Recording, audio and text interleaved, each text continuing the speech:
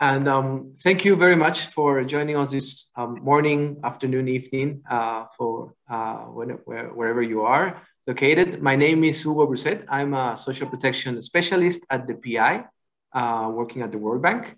And I am very glad to be your host for the next parallel session, which will focus on critical design decisions at early stages of scaling up economic inclusion programs. So we're going to have really vibrant and exciting session with two main country speakers presenting their experiences actually about the trade-offs and the decisions behind scaling up these programs in their own experiences. We also want to share with you that this session, similar as the rest of the event, is also available for you to take it on Spanish, English, Arabic, and French. So you just have to go to the little icon, the globe icon on the right of your screen, and select the language that you want to use. Also, we will be using as part of the session a Mentimeter poll that will allow us to connect with you and also ask about your views in terms of like the most important aspects for scaling up these programs. So let me introduce very quickly the great panel that we have for the session. First of all, we will be accompanied by Dr. Atef Elshbrawy. He is the program director for Forza and advisor for the Ministry of Social Solidarity of Egypt. So welcome, Dr. Atef, and happy to have you with us. Also, the second presenter today will be Mr. Fazlul Kader. He's the Deputy Managing Director for the Palikarma Sahayak Foundation, PKSF. Thank you also, Mr. Kader, for joining us. And we will have a featured discussant, who will be Aline Coudouel. She's a lead social protection specialist at the World Bank, who also will bring a lot of experience in accompanying these early stages in program design. So I wanted to share with you a couple of slides before passing into to the panel to a little bit provide some framing for the discussion today.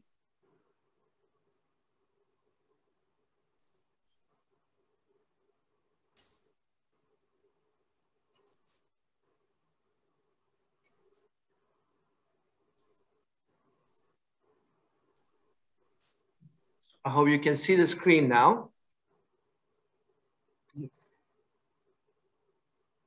So in terms of, like the trade-offs behind shaping a program design and implementation for economic inclusion, one of the first important aspects to bear in mind is like, what are the different aspects that could actually, impact the decisions behind scaling up this program. So the main overall objective for economic and productive inclusion, as we were hearing even as part of the beginning of the event, is basically increasing revenues and access to economic opportunities for the poor and extreme poor. But we can have different aspects that could actually impact taking up these decisions, especially at an early stages, right? That could go actually from external conditions that are related to the political acceptability for these programs, related also to the leadership capacities, policy priorities, poverty levels, and economic profiles. On the other hand, there are also kind of a more internal type of decisions for program design, which will have to, which will be related to the specific program objectives, which will be basically the vehicles of, trying to achieve the overall outcome of increasing revenues and accessing to better economic opportunities. Selecting more specific target populations, we can think about maybe, programs that actually are targeting the youth or displaced populations or women, and also the specific package or bundling interventions, the combo of the different components that will form the economic inclusion programs in each case. related to that, there are also some aspects that actually go back and forth between these kind of more external and internal conditions, which will be related to the financing that is available, the institutional arrangements for delivery, the community dynamics, which are very important, and the social norms, which will provide the vehicles for scaling up these interventions. And finally, one point that was also mentioned this morning, which are the entry points to scale up these programs. Let me emphasize very quickly on these 3 main entry points. And this is information that actually comes from our flagship State of Economic Inclusion report that we just launched at PEI, which is basically points at the importance of having a foundational intervention. For example, a safety net program, a livelihoods and jobs program, or a financial inclusion program that are at the base of the expansion of economic inclusion or productive inclusion programs. And as you can see in the graph, we see that there is a lot of momentum, especially for government-led economic inclusion programs that are gaining traction and using a lot of the advantages, for example, from type of safety net programs and interventions as these foundational and entry points. We will hear different the differences in different the countries that we will present today that are using actually different interventions as these entry points. Finally, I wanted to leave you with this diversity in terms of objectives and components that we have actually assessed as part of the SEI report. As you can see, the formula will vary depending on the context, but we can see that there are cases in which some components are prioritized. For example, a skills training component, coaching, transfers, and also a diversity in terms of the specific objectives of the programs. So with this, I would like to start passing the floor to the panel, but first we would like to share the first Menti poll for you to reflect on your own experiences. I'm gonna try to stop sharing my screen.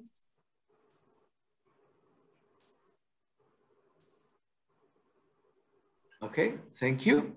So you can use a separate device or just go to menti.com and use the code that you can see there, which is 54873962. And let us know about, in your view, what are the most important design priorities for governments when developing these nascent economic inclusion programs. So we see a lot of people is providing a lot of importance in target groups, program components as well as the second priority. Very interesting. And we can also reflect a little bit on your own experiences while we open up the panel for the session for a discussion and Q&A. Thank you very much.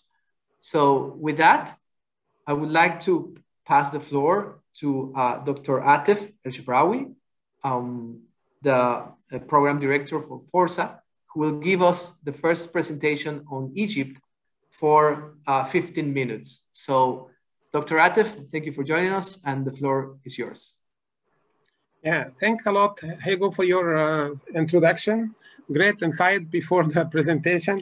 I would like to start by thanking the PEI for the great sharing knowledge exchange and forums and the report of economic inclusion, which gives a lot of insight.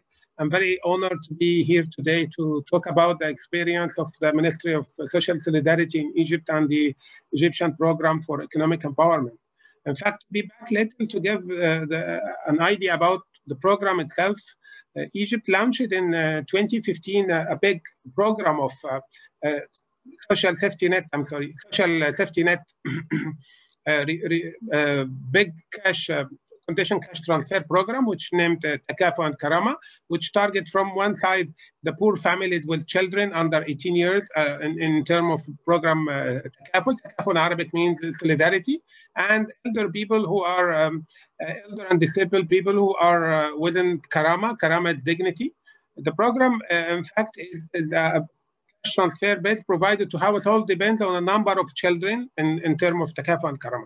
Within the time, after about 5 or 6 years of implementation, we find that the pool of people beneficiary of the Takafu and Karama goes up to the 3.6 million families, represents about 15 million beneficiary. We have about 13 million individuals who are rejected, but still in our database as they are applying and didn't get it. If we look deeply in the data of the program, we find about 70% of the beneficiary are in Upper Egypt. I will show you the map of Egypt now to know that Upper Egypt is the south of Egypt. We have about approximately 80% of the holder of the cash transfer are women. Among that kind of, in fact, 41% of the beneficiary currently are in working age. And this is alarming sign for us that 41% of those people are working age. So the cause of getting the welfare and the cash transfer was either they don't have a job, they are very low wages, and they are not able to cover. So about 62% the rate of illiteracy among them, which is also a challenge to find them a proper job. Just to mention that Egypt is spending about 1.3 billion US dollar annually on the program of Takafu and Karama. So if we would like to go for what we have thought about how to tackle the challenge of having 41% of people who are getting the cash transfer as in working age. So we said that in Forza program, we'll try to make a cut with a traditional way of empowering program where we have small pieces and we design an ecosystem. So the expression of ecosystem, I will keep repeated during the presentation, means that we are thinking about gathering together the whole system of empowering. So the objective of the ecosystem to support the Takafu and Karama beneficiary and low-income youth and women particularly to integrate into successful economic activity through innovation and sustainable partnership. We wish, as Dr. Abajir mentioned in the beginning, that we talk about sustainability of the program. So our major objective is to have a sustainable partnership, sustainable income generating activity successful with a partnership of NGO, private sector, as well as global partner. If we look to the right-hand figure, which represents the sample of the process of Forza program, we read it from up to down. From up, we have the database of the Takafu and Karama, where we target people who are eligible to have to participate. We set eligibility for inclusion and exclusion of people. We start by grouping them into what we call it behavior change and nudge session. We know that people within certain time of receiving cash transfer, they go into what we call it comfort zone, and sometimes they are not extremely enthusiastic to go through empowering initiatives. So we designed a kind of session. After that session, people will give their own decision on participating on the program. So all the participation will be by the decision of the beneficiary himself. Once we register them as they are willing to participate, we go for getting the profiling and to understand well their background and their capabilities and skills. Then we divided them into two parts. Normally, if we like to empower someone, we have either to find him a job. So we call it wage employment. So we establish a system where we can find the jobs in the area where they are living, and we can join their skills and kind of job placement. So we look for their skills and how they are far from the required skills, and we do the necessary training. And if there are no jobs in the area where they are living, so we think about income generating activity by asset transfer, and we designed the asset transfer to be through value chain and group enterprising. And as usual, we train them on the asset and start to deliver the asset for them and to make them working in a group. We target the Forza program 15,000 beneficiary within about 2 years. 55,000 beneficiary will have their own self-employment opportunity, and 15 will be having a job. In fact, the main essence of the Forza program is to be able to graduate those people from the cash transfer and let them live in a decent life. I thought about the session, and in giving more details about the design. So we have here about 5 points when we would like to understand how Forza is different from other programs. First, we are focusing on the ecosystem base, where we are mobilizing comprehensive services delivered by the governmental offices, NGO, and private sector. So here we merged three together from the beginning to ensure that we have a sustainable system. We also mobilize what we call it social workers and youth volunteering mentors who are helping those people to be as their coach and mentor for a longer time than the program. The second, the use of the large social protection database. We have a database about 30 million individuals who are giving us a guide for the targeting policy, which enabling us to select about 70% of our participants from the current beneficiary and 30% from the rejected who are already registered in the system. We have kind of a smart geographic coverage. As you see the map of Egypt, we have the Upper Egypt where we have about 6 governorates. We selected 8 governorates. 6 in the Upper Egypt were the most difficult and the more poor areas.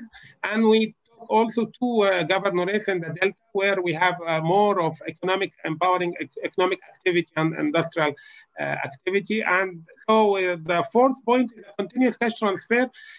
Forza program will enable people to go through the gate of the Forza to the workplace to find a job or to get an asset, but will not stop directly the cash transfer. We will enable them to continue benefiting the cash transfer for 6 to 12 months, which gives them a lot of incentive. And last point, market-driven initiative, where we design form of value chain and group supporting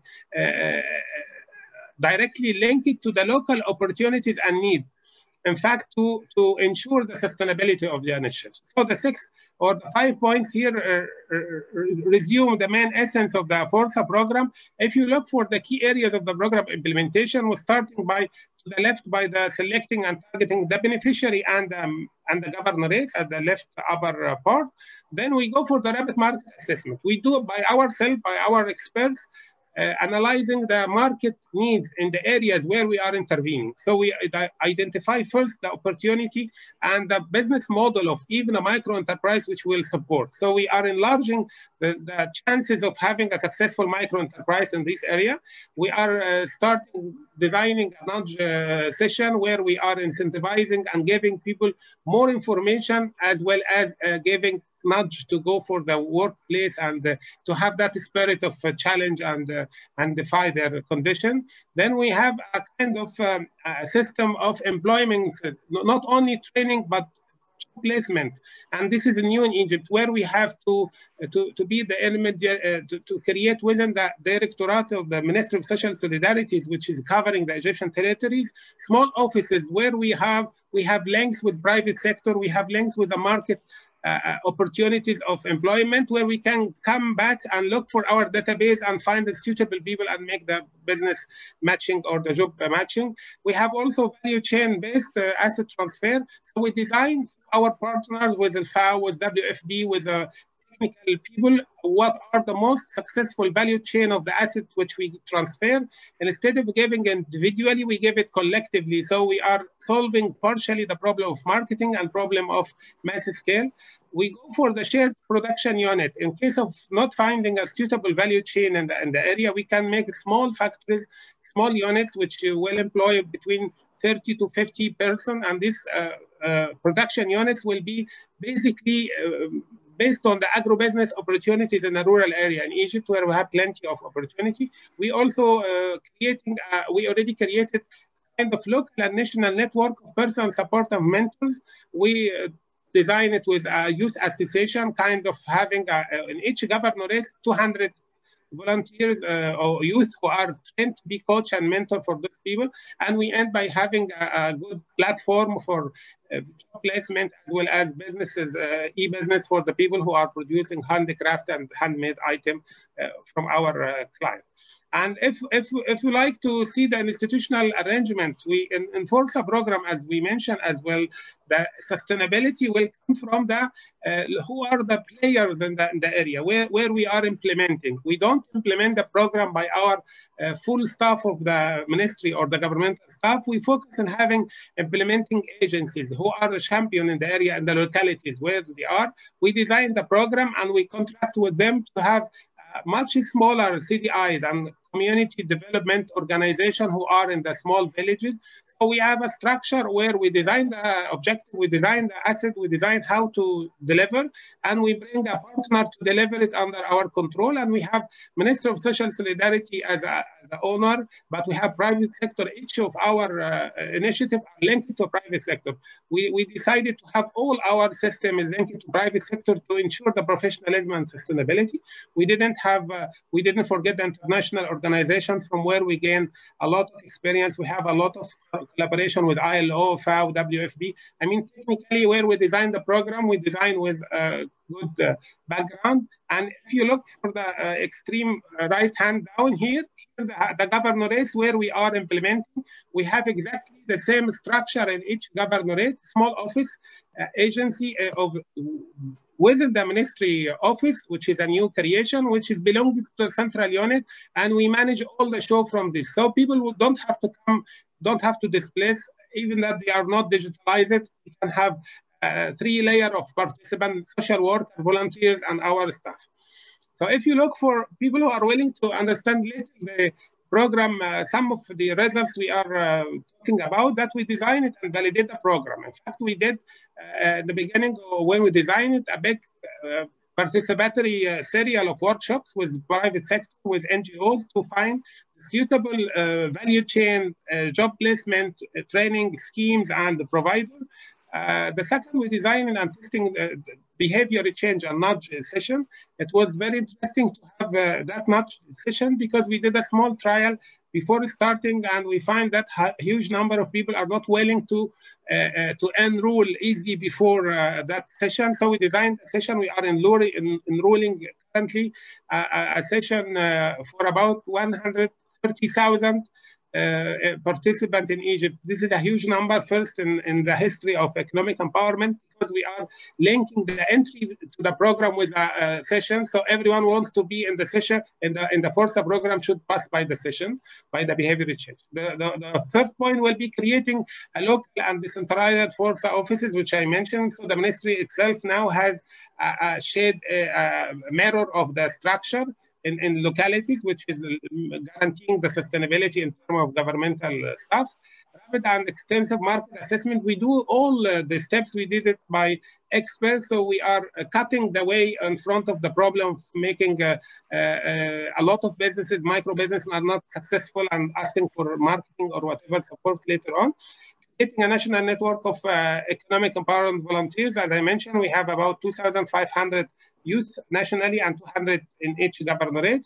Finalizing the process of contracting with NGOs. Now we designed the system and we are contracting now with NGOs, preparing the MIS with a digitalized platform, and all the operation will be digitalized. So if we stop quickly for the key challenges and lessons, I know that the time is very limited, but I will focus in our key challenges. In fact, the first, that we are trying to achieve a societal mind shift towards a sustainable economic empowerment instead of charity. I mean, we have a challenge in some societies where we deal with poor people, as exactly Abajir mentioned in the introduction, that some people dealing with the poor people like a problem. Here we try to make that sustainable way, mind shift of the society, that we have to have an economic empowerment activity which is sustainable. It's not charity-based. It's not $1 for one use. The second is to achieving sustainable behavior change of the cash transfer beneficiary themselves, who are getting little less interest to work and lazy in this comfort zone. The third is assuring readiness of enough qualified NGOs. You know, when we are massively implementing a program which targeting 50,000 beneficiary, we need a lot of in 8 governorates and huge territory. So we need qualified NGOs and private sector interested to collaborate all over the territory, which is a challenge. And last point, assuring the successful implementation of the design initiative during COVID-19, which we'll talk about later on. You know that due to COVID-19, we have a problem of social distance and partial lockdown, and all our program was based on having the session of behavior change, which designed to be 40 to 50% participating. And due to the COVID-19 and social distance, we cut it into pieces, and it took much time to gather the amount of people who should be enrolled in the program. And we hope that COVID-19 crisis will go through and we end this story of waves. And if we interested by the lesson learned. With apologies, but if you could wrap up maybe in 1 minute. Yeah, that's the last one. So the lesson learned from our program are a lot, but rethinking the institutional setup of the economic empowerment program within the governmental structure, because we are coming on the top of the governmental structure with previous work, rethinking the future enrollment of people who are in working age and cash transfer, because later on they are not so easy to get them out, and innovating financial resources. If we stop by the takeaway, I will just mention that we are our program is based on a variety of innovative aspects like nudging, like value chain, like group work. We are facing a substantial problem of the COVID-19 to do that social distance and not being able to have a huge number of people in some sessions and going all the villages and making the knock-door system as well. Last point I would like to mention that we are in that second point here, the market-driven based initiative is enabling the economic empowerment initiative to be linked to private sector and having a more sustainable life in terms of profitability of people. People can make much more profit out of the micro enterprise if the micro enterprise is within a value chain, and also in terms of turnover and all of this. So it makes the economic empowerment initiative more easy for the government to implement it and much successful for the beneficiary. And thank you for your time and for your attention. I'm sorry. Thank you. My time. Thanks. Thank you, Dr. Atef. Thank you for a very, very engaging presentation. Let me jump then to the next presentation. Mr. Kader, Deputy Managing Director from PKSF. The floor is yours for 15 minutes. Thank you, Hugo. Let me share my screen. Okay.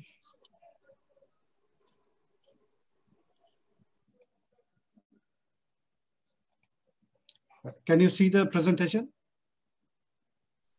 Yes, we can see it. Okay, thank you. Start. Let me say something about PKSF. PKSF is basically a second-tier organization. That means established by the government of Bangladesh. That means we don't work directly at the field level. We work through institutions which are called microfinance institutions. At the moment, we have a coverage of about close to 15 million households at the grassroots level. You can see we are all over in Bangladesh, and through over 10,000 branches, we provide different kinds of services, including microfinance services. The core programs of PKSF, these are continuous programs. So these are financial inclusion program, which is popularly known as microfinance program, but this is a very segmented program. We have different kind of microfinance programs.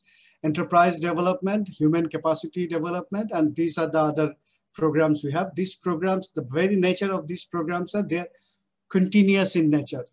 And we take projects that can strengthen our continuous programs only.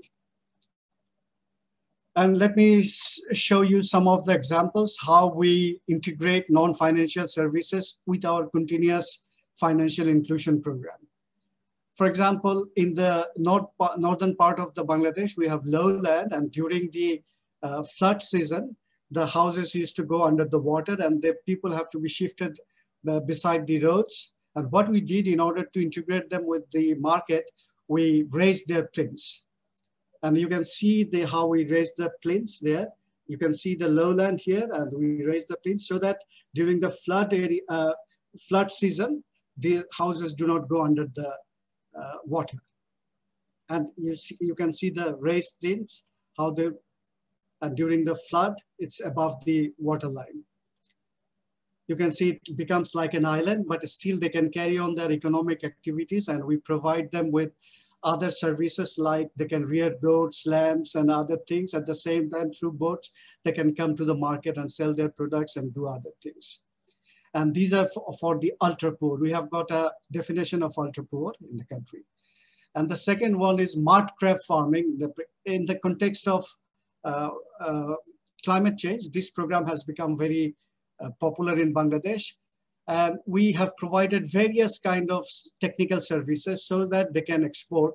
People in Bangladesh, they don't eat crab that much, but we export basically to China. And per head cost was $29 for this particular project intervention. The kind of interventions we provided is good practice of crab fattening of crabs. At the same time, crab hatchery technology is the first of its kind in South Asia. And we link them with the market so that they can sell their products at a good price. At the same time, different kinds of crab fattening technologies we teach them. So the results is, you can see, I mean, most of their income has increased very significantly. You can see here, and crab mortality rate decreased by 30%, average income increased, this and that, you can see. Second, and some of the pictures you can see, and their profit increased by 97% as a result of the intervention. And they are hooked with the microfinance program so that after the project is over, they can carry on their activities and can scale up with the help of additional financing. Community-based tourism. We call ecotourism in a very remote island of in Bay of Bengal. We introduced for the first time. And homestay services, we are inspired by Airbnb. In the poor people's house, the tourists can stay there overnight. And as a result, the number of tourists in that particular zone was 30,000 earlier.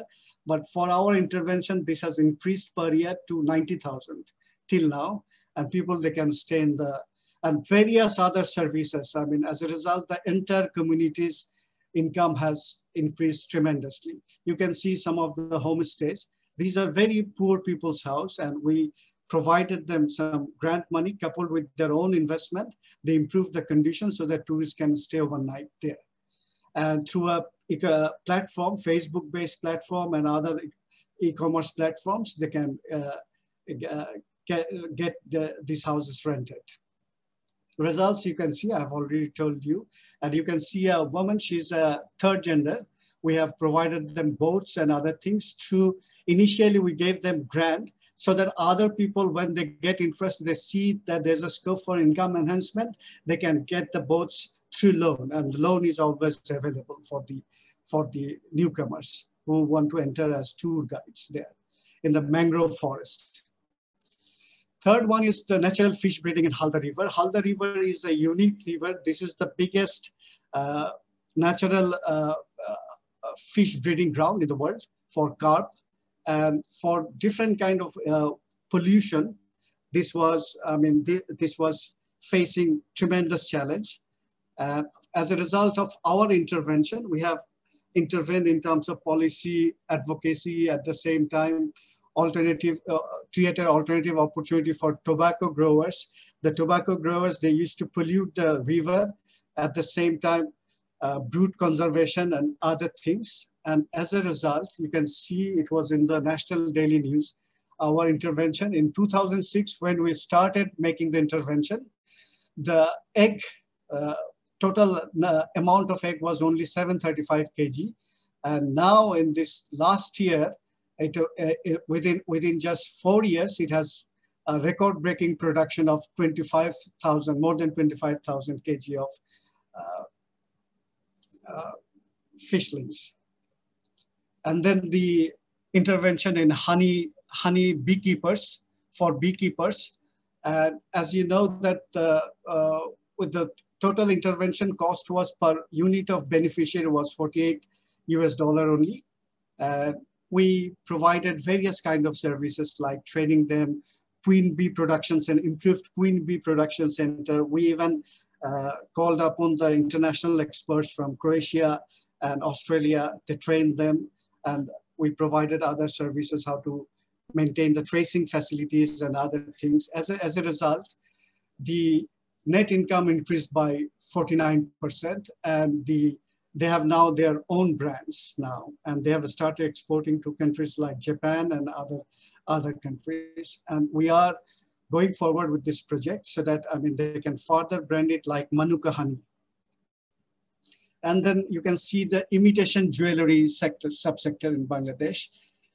This is very popular. And then the per participant cost was $145. We trained them especially to diversify their products with improved designs.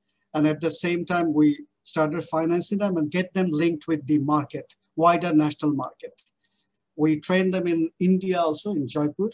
And at the same time, we were, for COVID, we couldn't send them to China as well, but we have planned to do that. And as a result, you can see their income increased by 40%, and the diversity has taken place in their product. The quality improved very significantly. And enhancing productivity of mini ready-made garments enterprise. These are micro enterprises. And total participants were 10,300, and per unit cost, per beneficiary cost was $52 only.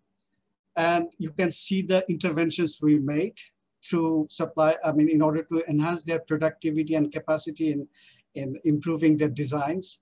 We have provided them various common service facilities. Interesting thing is this, all the common service facilities is done by micro enterprises. We promoted we gave them incentive like provided them interest loans with lower interest rate, and at the same time made them familiar with the machines and other things. And for the first time, we introduced the line management and other things. As a result, you can see the 15,000 jobs created in the mini RMG sector in the northern part of the country. It's in a district, it's not the big RMG sector. These are micro enterprises, and their income increased significantly, and they have got access to enhanced finance on a continuous basis.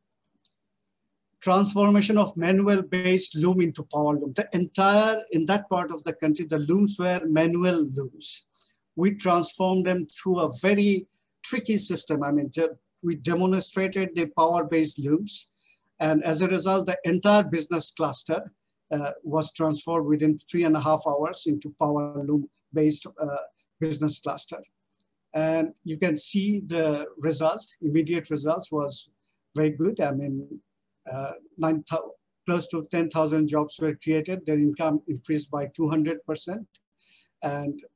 And the workforce, due to line management system, the women participation in employment in the mini garment sector increased tremendously.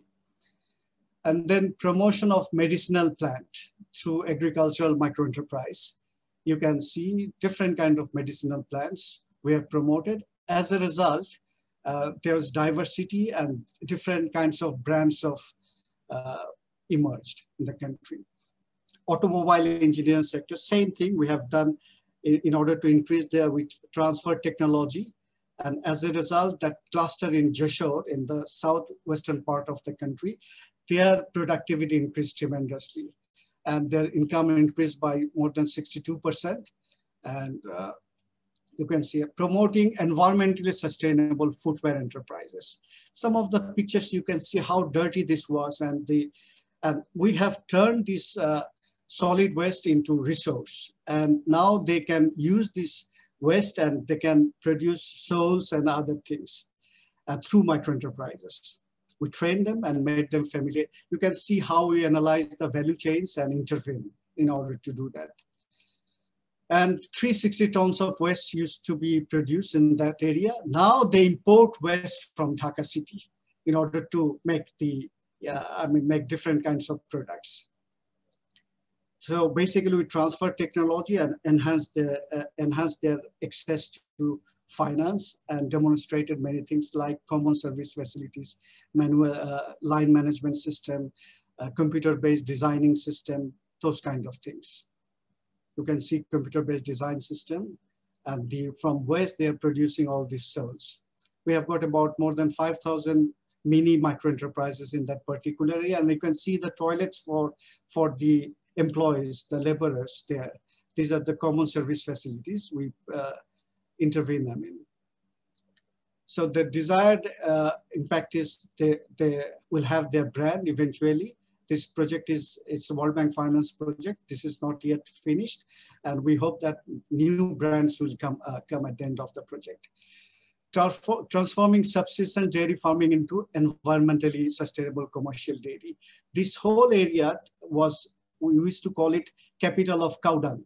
So dirty, and then these cow dungs were transformed into vermicompost. And the vermicompost through microenterprises, vermicompost is a hot cake in Bangladesh for vegetable production. And you can see how we did this and all through, this is a business we provide, and they also provide biopesticide from the cow urine. You can see some of Kader, sorry, just a quick reminder, you have 4 minutes left to wrap up. And the fodders you can see. And in that particular dairy zone, they have now their own brands of different dairy products. And they obtain certificates with tracing facilities. So this disease management, and you can see how they're selling the vermicompost. And this is our skill development project. And under the skill development project, we hook them with the employment sector by providing employment service facilities, employment placement services. We trained about 21,000 people, young people, and out of which you can see that 14,000 were employed in the formal sector and 4,600 were employed in the non-formal sector, whom we'll finance. The critical design decisions. This is the second last slide, so don't worry, Hugo. And this is the what we learned from all these things. Number one, PKSF followed an institution building approach. So we provide all these services through microfinance institution, and they outsource under our supervision different services from the market. And so that they can provide these services on a continuous basis. And after the enhanced capability of the targeted population, they can have access to finance on a continuous basis to scale up. And the targeted populations are very well defined. And you know that Bangladesh is famous for microfinance. So, and then financial inclusion of participants, the financial inclusion program is perpetual in nature.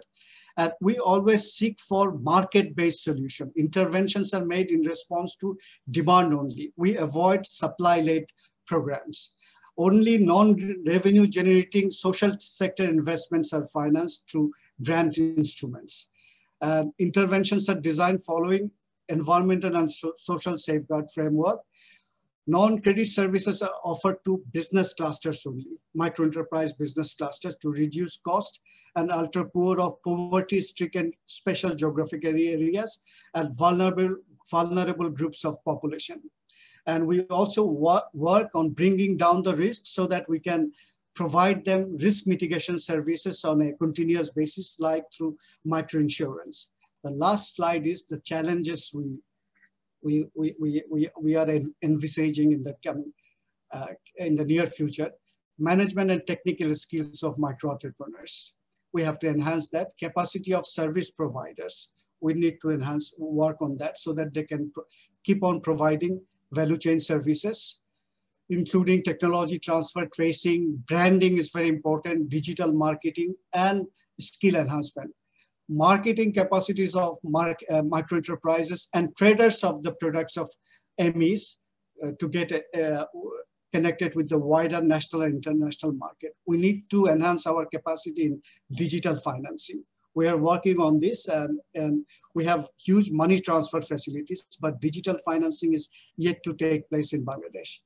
And capacity of the MFIs, we have to enhance that in order to enable them to offer diversified financial products for micro enterprises like lease financing, startup capital financing, venture capital, and those kind of things.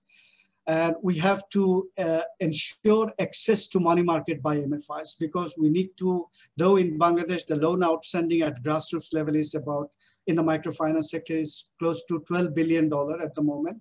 but the scope is enormous. So we need to connect these MFIs to the money market. This is a challenge. We have to enact new law in order to do that. And we have Microcredit Regulatory Authority of Bangladesh. Recently, they started piloting a CIB, but we need to have a well-functioning credit information bureau in Bangladesh so that we can avoid overlapping. And we need to transform the business clusters, micro-enterprise. We have mapped about close to 10,000 business clusters in Bangladesh, and we need to transform them in micro-industries. That will be a challenge. And finally, we need to transfer climate smart technologies in Bangladesh. We are working on that. We have a climate change adaptation program. And final point is adhering to Bangladesh is a very populous country, densely populated country, and economic activity per square kilometer is also very intense. So adhering to social and environmental safeguard framework will be very challenging in the coming days. Thank you. Thank you, Mr. Kader. Very interesting presentation. Really impressive, the diverse array of interventions that you have in Bangladesh, and same the presentation from Egypt. I would like to pass the floor now to our discussant, to Aline. Maybe before we go to the Q&A, Aline, if you can reflect on your experience. We've seen these two really great presentations from Egypt and Bangladesh with different entry points and different, like combos for components. So how the World Bank can actually support these decisions in terms of, like going with this population, taking up these different intervention, and what's the importance for you in your own experience to locate these programs under these entry points, these bigger umbrellas that we discussed at the beginning, and we can see that there are different entry points in both cases. So I will leave it to you, Aline, maybe for 5 minutes to reflect on this. Thank you. Thank you, Hugo. And thank you so much to our speakers. Your presentations are very inspiring and illustrate extremely well, I think, the challenges that we're facing as we're trying to go from a boutique approach where we've proven the concept can work on very small samples, on very small groups, with programs that are superbly managed, right? Which are managed on a very small scale by very dedicated team of implementers.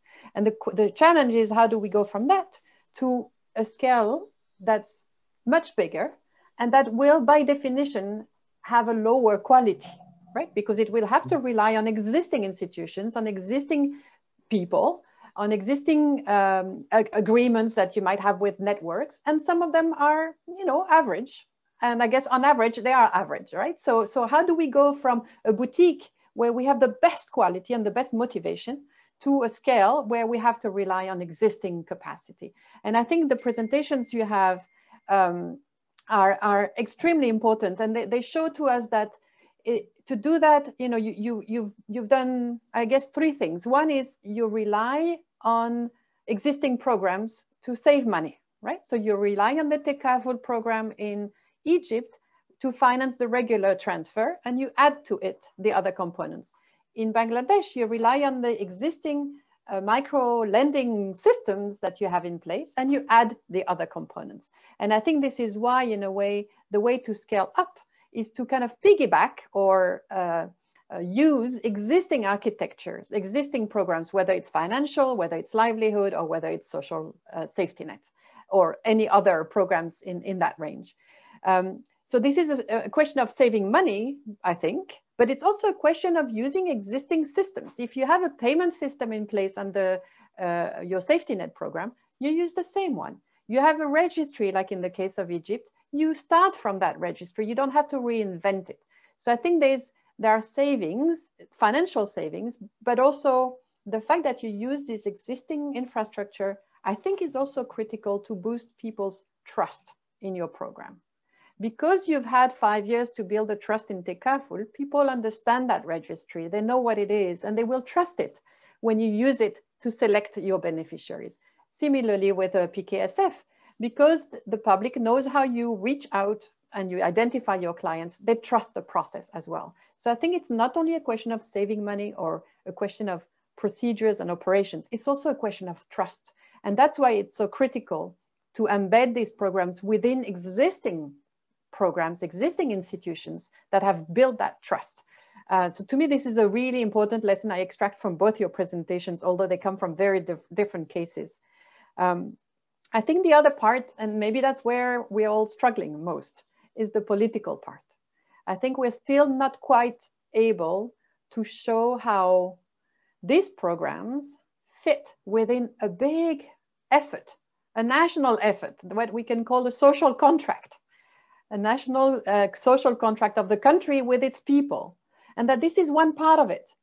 And I think the best way to sell that one part of it is to sell it as being part of that broader system. So you don't pretend it's going to solve all the problems. You don't pretend it's going to be for everybody or for all types of people. You just explain how it plays a role in that chain of programs and support that a government has, from social assistance to support to bigger firms, to support to pensioners, to support to the disabled. You are one piece of a system. You are a critical piece. And in a way, to me, this is what I'm still kind of seeing in many countries struggling with. We all want to sell our little program and justify its existence and ask for it to grow, but we fail to kind of position it within that broader. So to me, that's the lesson I'm also hearing from your presentation. And then in terms of your first question, Hugo, as to what the World Bank can do to help, I mean, I think our collaboration in different countries vary tremendously. Right? In some contexts, our function is mostly to put people in touch with other people, right? So we'll put the government colleagues in touch with those of other countries or those of other institutions, whether they're development partners or research organizations or other practitioners. And our job here is just as a broker to help identify the best examples that are relevant for a particular government's question. In some other countries, we provide technical grants that help the government do the kind of initial analysis that's needed to think it through. What is the profile of my population? What is the type of amounts I should put? What is the existing markets? Both the presenters talked about the market analysis. So sometimes we provide small technical grants to help do that groundwork before that will inform the decision.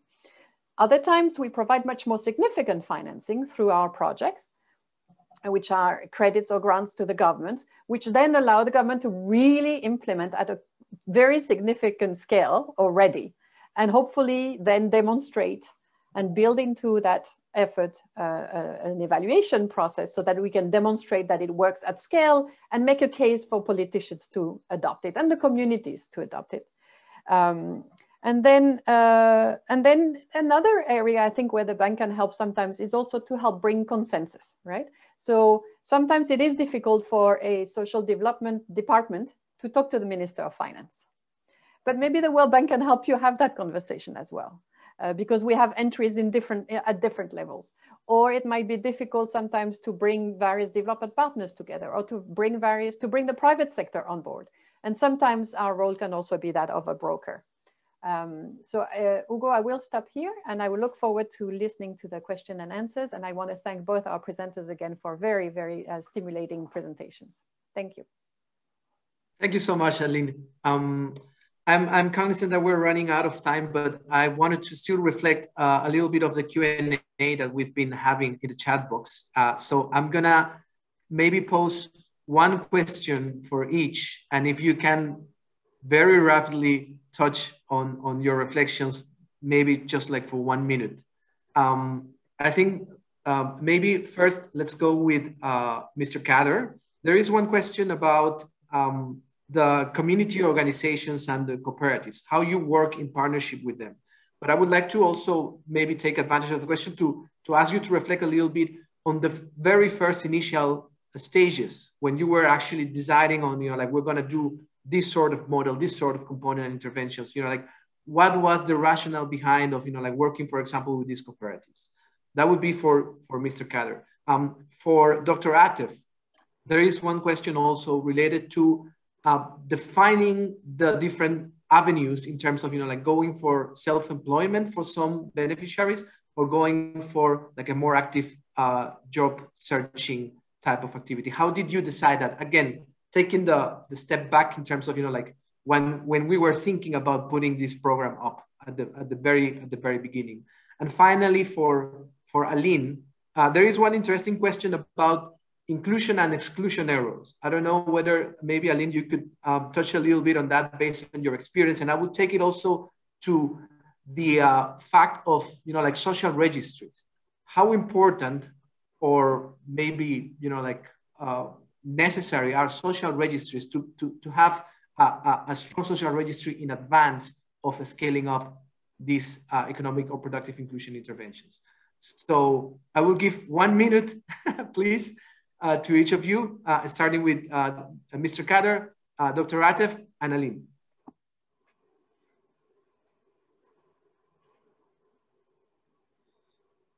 You're muted, Mr. Kader.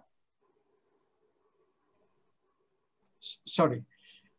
Basically, what we do, we intervene in the natural business clusters. Wherever there is a natural business cluster, it reflects that that particular geographical location has got comparative advantage in producing that particular product. And we then look into the potential, whether this particular business cluster can absorb technology, new technology, whether it has got a growth potential. And if it has got growth potential, if it is not, if it's a promising sector, then we intervene with various kind of complementary services, value chain development services, value chain strengthening services, I would rather say.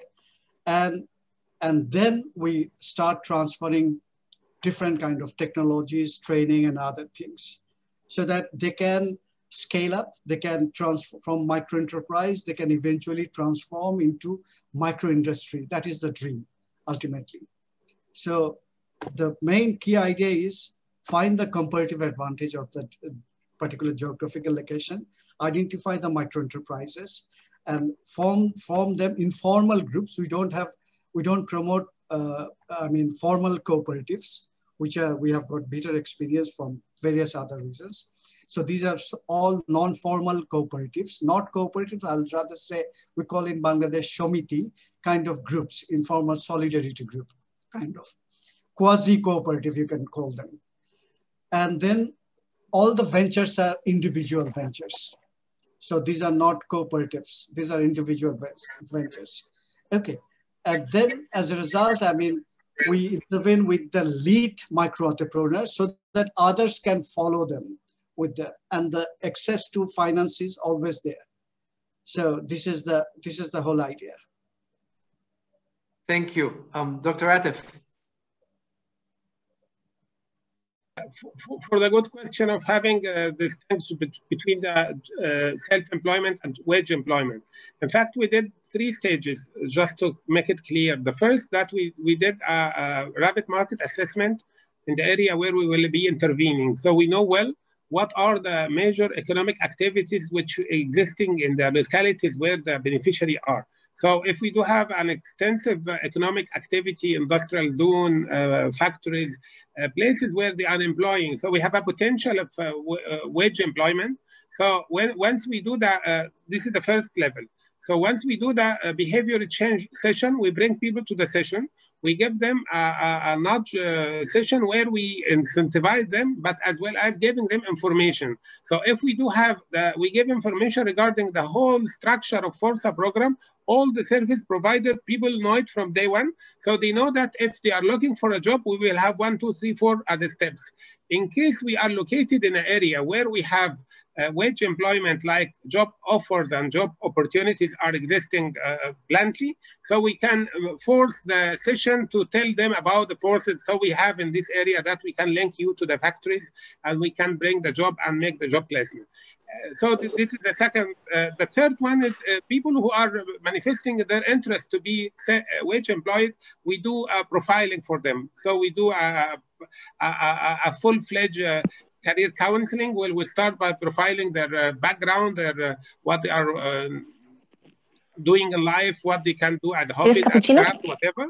And all of this is in the third level, we finalize by the end of the career counseling, directing them because they are able, they have the skills, they are in the area where they are, we have a sufficient number of jobs. So that structure at 3 steps is based on the localities where there are jobs. That's why I mentioned in design, we have 6 governorates in the Upper Egypt where all areas are rural.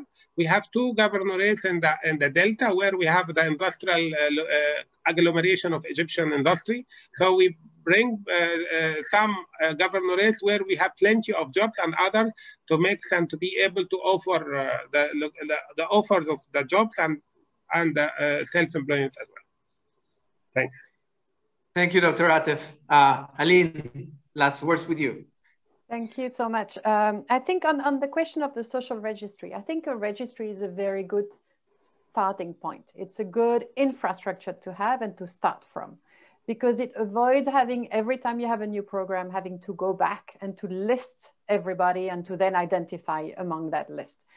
So it's a good starting point, but it's not the only instrument. And as Mr. Atef was explaining, you know, it's combined with other mechanisms to identify your beneficiaries. And these other mechanisms can be, well, first of all, as a program, you have a series of criteria that you apply to that social registry. You're looking for all those who comply with a certain set of criteria. And it's up to you to define your criteria, because if you know, not all programs are for everybody.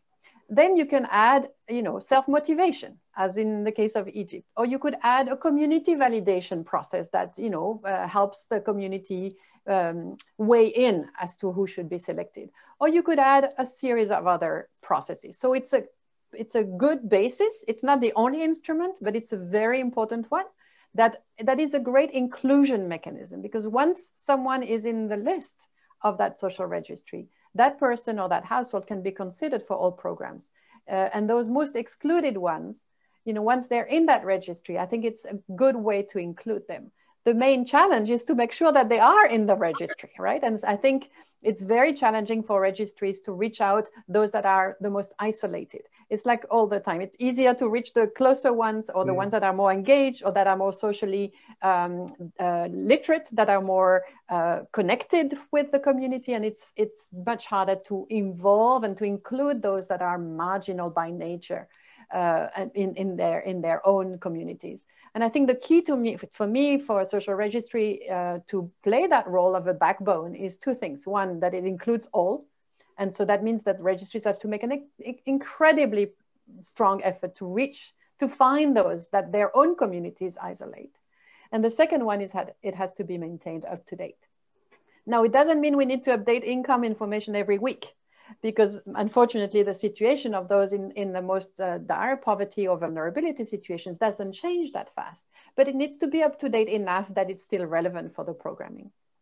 And I know there's a lot of publications and training sessions on these issues, and maybe Hugo, at some point you could share with the participants a couple of references in that matter. Thank you very much. Certainly, Aline. No, thanks everybody. Thank you first to our great panel. Thank you so much for joining us. And before we run into our next parallel session, we would like to also give you a quick evaluation template to assess this session. We hope you enjoyed it. So please, before you run into the next, if you can rapidly just populate that. And thanks again. Thank you very much. We were very happy to have you all here, and especially thank you to Dr. Atef, Mr. Kader, and Aline also for joining us today. So that will be all, and we will follow up in